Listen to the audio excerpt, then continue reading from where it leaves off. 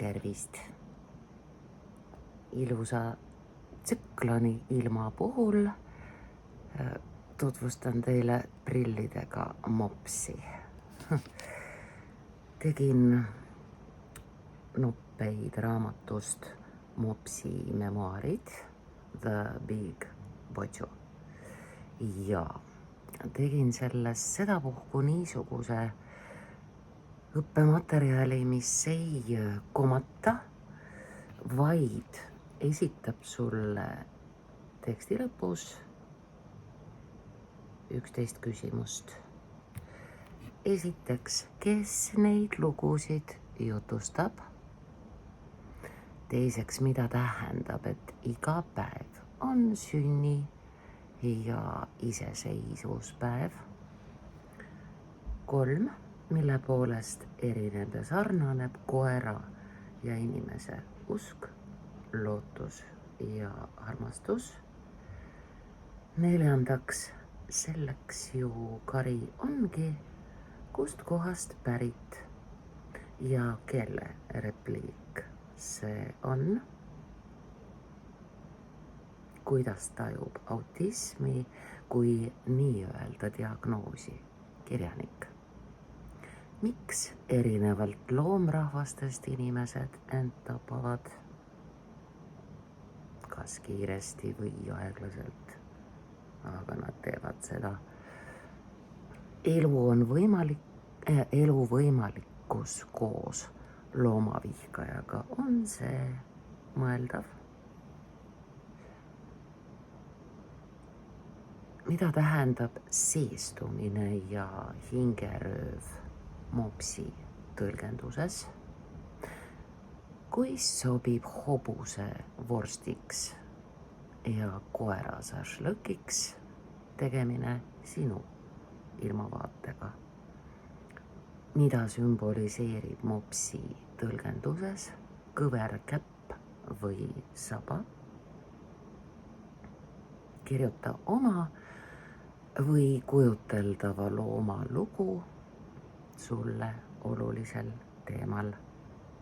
11. See on kõige tähtsam.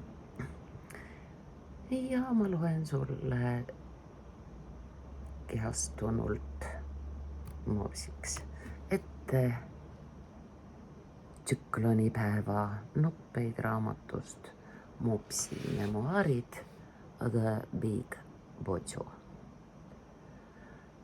Kosmilise mopsi sünni- ja iseseisvuspäev on iga päev. Meie, hingesugulased, oleme isiga mõlemad piiritus usalduses. Mina tean, et Emerson kui igavene rändaja tuleb alati tagasi. Issi omakorda ta usaldab kõiksust, et ma pimedana tema läheduses uidates auto alla ega järsakust alla ei satu. Kõik toimib. Kirjanikul on veel arenguruumi. Tema haarab mu sülle, et ei juhtuks, aga eks Murutar on ju tüdruk kah. Ongi hea, et ta nagu kõigi rahvaste ema mind pidevalt jälgib, selleta ta ju ei näeks. Näeb minu suhteid teiste koerte ja kasside, hobuste ja nähtamatutega. Emerson ajab seni oma tasandi asju ja nii peabki olema, selleks ju kari ongi. Olen jää- ja multikat korduvalt kuulnud ja tean iga oma aatomiga, mida see Matvere häälne mõõkhambulise Diego lause tähendab. Vaatamata teadmistele surid need tiigrid välja, aeg sai otsa. Uued liigid tulid asemele, praegugi Himalaja ja lemmalts ja Kanada kuldvits angervaksa seljas. Näis, kuidas see võitlus kulgeb. Taevatüdruk, kellega Emerson meid Reiumaa motelli kohtuma viis, on samuti uus liik. Jaa, issi ei teadnud meie mineviku küngastele sõites, et seal on nüüd väike ingellik Preili diagnoosiks autist. Tema vanem vend, enese vigastamise vastupandamatu vajadusega tilluke ema, vägev isa ning husky koer, seisundiks raugaiga. Saime teada, kuidas inimesed valivad endale kõige rängema võimaliku teekonna taevatüdruku ja põgeneja paigas, kus lisaks massiivsele majapidamisele on jõgi, palju tube ja nurgataguseid, mida valvata. Me näeme, aga ei pea oma ristitassijatele nõu andma. Korraldatagu elu ümber. Kati ütles, et vanal kelgukoeral on sinised silmad. Mulle tuttava trepi kõrval lebav husky ei suhelnud meiega üldse, sest oli täiega pensionil. Jalutage, mul tänaseks täiega suva. Seega laiendas kirjanik oma enesevalve koeraliku käitumismustri ka peretütrele. Inglipiiga oli esimest korda inimeseks kehastunud, ta rääkis endamisi, kuulas ja vastas endale ise, kibeles aina vette ega tundnud mitte millegi suhtes ohutunnet. Üleni valutav emakribu jooksis, passis ja tassis. Kuna selliseid hingi kehastub inimeseks järjest rohkem, ongi uued inimesed peale kasvamas. Saan tänu husky silmavärvile järsku aru, et minu idee luua erilistele lastele oma kool on täiesti sinisilmne. Need lapsed peavad eelmiste inimestega võimalikult palju kokku puutuma. Senised ja uued peavad kohanema ja ühinema.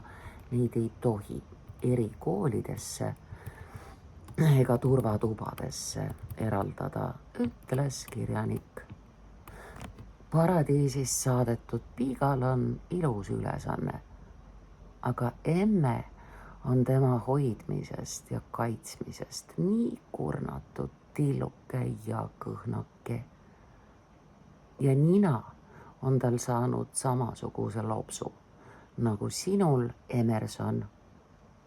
Analoogne ninaluu murd on olnud. Mopsid olete. Issi kehitas ennast piredalt endise modelli edevus, ajas enne karvaturri, kui minu inimene mõistis, et see on kompliment. Ta läks ujuma. Minu ujumistest oli seal Reiumaa romantilistel küngastel piisavalt juttu, et seda mitte korrata. Mina ei ole suitsider, mitte keegi, mitte ühegi loomrahva seas ei ole enesetapja. Inimesed tõlgendavad meie äpardusi ja valearvestusi inimese moodi. Kirjaniku üks kassidest noor siiam ajas seni konni taga ja laiendas oma territooriumi üle maantee, kuni sai autolt löögi ja läks enne uut tulemist kirjaniku kampsuni sees kivi alla puhkama. Perenaine ahastas, meil saavadki mehed kas munadest lahti või suisa otsa. No kuulge, mina, mops, küll oma kodude ega praeguse elu pärast ei karda. Tulen aga jälle, lähen aga jälle ega kao kunagi. Mina olen. Eestil on olnud mitmeid meie kirjaneitsil üks suhe, millega üksildust lõpetada. Kirjaniku ainus üritus, kui pekki läinud katsetus, oli nii raju eksitus, et jälge jätkus kauemaks. Sattus olema vahva maskiga suureline alkar, kes vihkas loomi. Juba esimesel külaskäigul, kui meie lugude kirja pani ja otsis murelikult oma kassist üht pakaseliste hangede vahelt, piisas katkise hingega ülbiku ühest lausest alatiseks. Loodetavasti jäi auto alla, sul ongi neid liiga palju. Krooniline joodik oli ka kirjaniku viimane seaduslik, aga vähemasti loomasõber, mis ei takistanud tal minu sõbratar Bulldogi kohta öelda. Tulen teen talle halal tapmise, pääseb sinusuguse käes piinlemast ära taevasse. Inimeste puhul on ametlik abiellumine muide midagi muud kui koerte paaritamine vastavalt paaritusplaanile ja sugupusade sobivusele. Märgistamine. Omamine. Inimeste puhul on enesetapule kaldumine üha tavalisem. Turbotõbedega rööbiti, väidetavalt on igaüks meist ise valinud, millisele planeedile kelleks sündida. Maa peal paraku on mujalt tulnutel nii talumatult kohutav, et nad ei suuda. Kes pilvisena, kes puhtana läheb ära. Vaadates minu minevikuradadel, nostalgia laksutades otsa noormehele, kelle emal käis teda jälgides 24/7 karma põletus, ütles minu kirjanik lausa kuuldavalt. Eke Jörgen Kaur.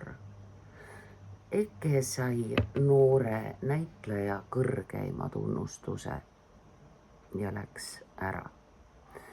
Jörgen sai suuresti näitlejate poolt improviseeritud Aurora filmist idee, kuidas lahkuda päriselt samamoodi nagu filmis, ja läks ära.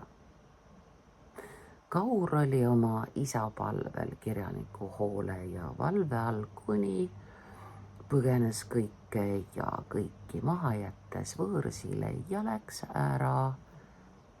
Mida teha? Veel kindlamalt hoida piire mina ja mitte mina vahel. Mõista ja korraks need kogemused sisse hingata ja kohe välja hingata. Kahju. Head teed. Mingu järgmisel kehastumisel paremini. Mina olen. Jah, ma tajun, kui raske ülesanne see piiri pidamine inimloomale on. Kaastunne ja püüd abistada tuleb aina tagasi. Miks? Et oma enesevaludega mitte tegeleda. Kunstnik, kes elas siin motellis enne meid ja Ukraina põgenike varjupaika, läbis siinsamas nendel küngastel eluperioodi otse kui kättemaksukontorist. Mihkel Ullmann on sinna kirjutanud lausa mitu episoodi vampiirkurude kenast kombest oma järgija tühjaks tõmmata ja surma saata. Kõndisime kunstniku Fox Terrieriga mööda sedasama kohta, kus oli sektantide ajal sütelkõnni rada. Kunstnik jutustas kirjanikule, kui lihtne on sekti kuuludes kukkuda põhjatusse kuristikku, kus puudub võimsaim teadmine. Mina olen. Minu tulemine Riiumaale päästis nii paljud. Kunstnik pääses vampiiride küüsist. Hiljem, kui siia sõjapõgenike varjupaik tuli, päästsime ja tervendasime pagulasi ning nende koeri, kasse, küülikuid.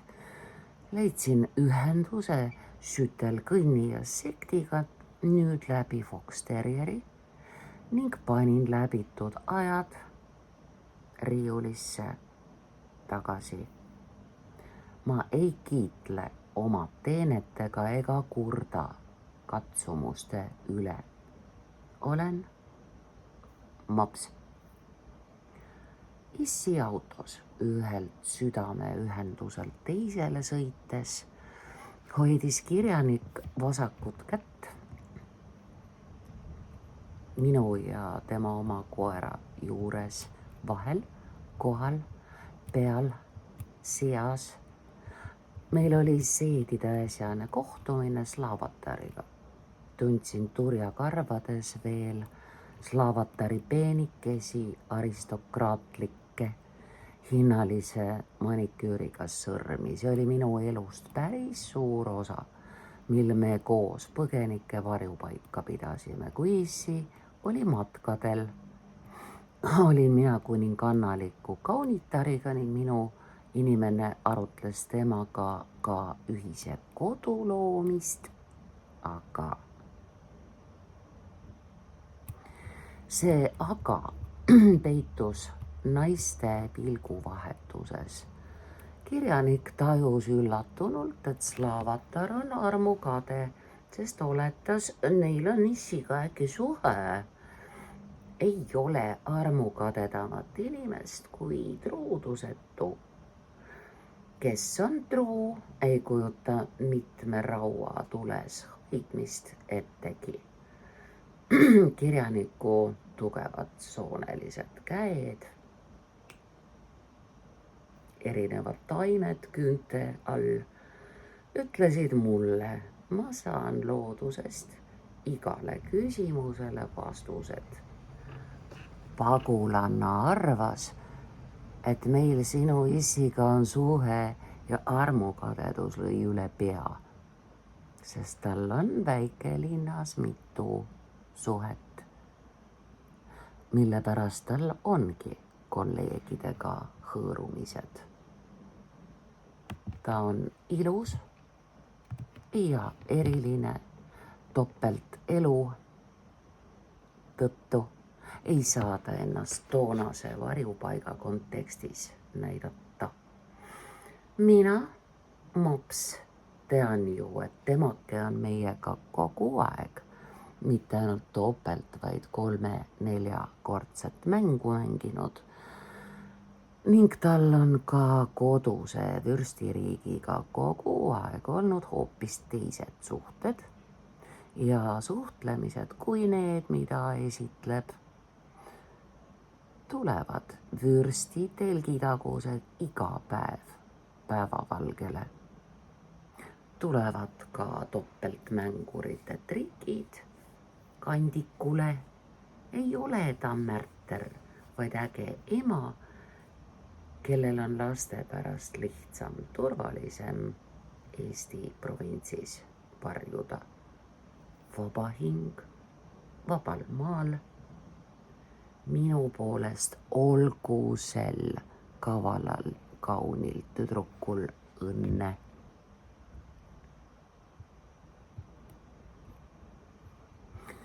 Hoopis hullemad on seestumised, mille tagajärjel meie seas tegutseb tuttav keha võõra hingega.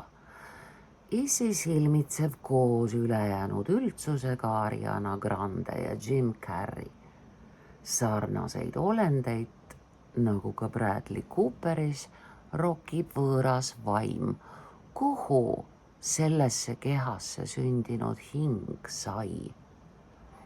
mõnulesime väikelinna südames tagahoovide embuses peituvas oaasis, kus roosa kass vaatas kirjanikuga tõtt ja lakkas hetkega mind kartmast. Kassiga ühendus tõi kirjanikule flashbacki. Tal oli toona enam kui 100-kilone isane Bernhardin, kes ühel laste sünnipäeva peol nipsust ära pööras, seestus. Üdini leebe hiiglane tormas väikesele armsale tüdrukule ühegi põhjuseta peale, pures tema käed peaaegu otsast, nii et verd pritsis kõikjale, misjärel pirakas kiskja lülitus välja, lakkas olemast, kuna loomaarst keeldus noort öösna tervet tegelast magama panemast, viis kirjanik pärast ärakeeramist täiesti apaatse olendi kennelisse, kus temaga saadi jadamisi toredaid kutsikaid. See keegi, kes hellahingelisest koerast inimsööja tegi, leidis järgmise keha. Peretütrest sai järsku black female, kelle edasine elu oli väikeste vahepeatustega manipuleerimiste jada, mis lammutas isiksusi ja suhteid ning hävitas perekondi. Koera seestumisest alanud musta olemi ralli põhjustas lahutusi, sõltuvusi, kaotatud aastaid ja võimalusi ning puhta elurõõmu, millel lasus must vari. Teises südalinna põiktänavate rüppe peitunud oaasis ronis mu kauane sõbratar üleni elurõõmus terrier mulle selga, nagu ikka. Tal oligi vaatamata pisiasjale, et ta oli tüdruk, selline komme. Jõngutas külalise kõigepealt korralikult läbi, et oma elujõudu ja võimu näidata.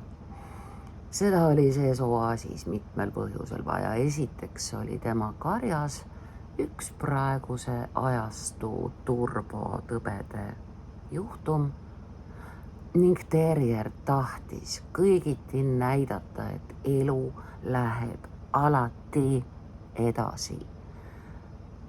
Teiseks oli tal sünnist saati kõver käpake. Samal ajal, kui kirjanik kõneles terrieri perega tüvirakkudest ja ravikanepist selliste juhtumite tervendamiseks, ta oli sellest suisa raamatu kirjutanud, jooksis tema sisesilme ees kanalis oma soodu pildirida. Nad läksid tütrega kutsikat ostma, plaanis oli grifoon ning nad seisid kennelis sibeleva pesakonna ees, tajudes kellegi pilku. Nöösu. Oli see nüüd mops Pekines Frenchi või meiega samast tüvest rakutatud väike spanjel? Nöösu. Tal oli tugeva jõnksuga saba mille pärast ta saadeti võõrsilt tagasi. Enam kui pooleaastane koer oli ära visatud šokis ja kasvas tüdruku külge sõna otseses mõttes. Hetkedel, mil Piiga oli koolis, konutas nösu ootava puntrana tema voodis. Ta kinkis oma hinge, ihu, vaimu lapsele, kellele ta sobis kõvera sabaga. 4 käpa, kabja või sõraga meie, loomrahvad, oleme alati ühtaegu nii maanduses kui kuunduses.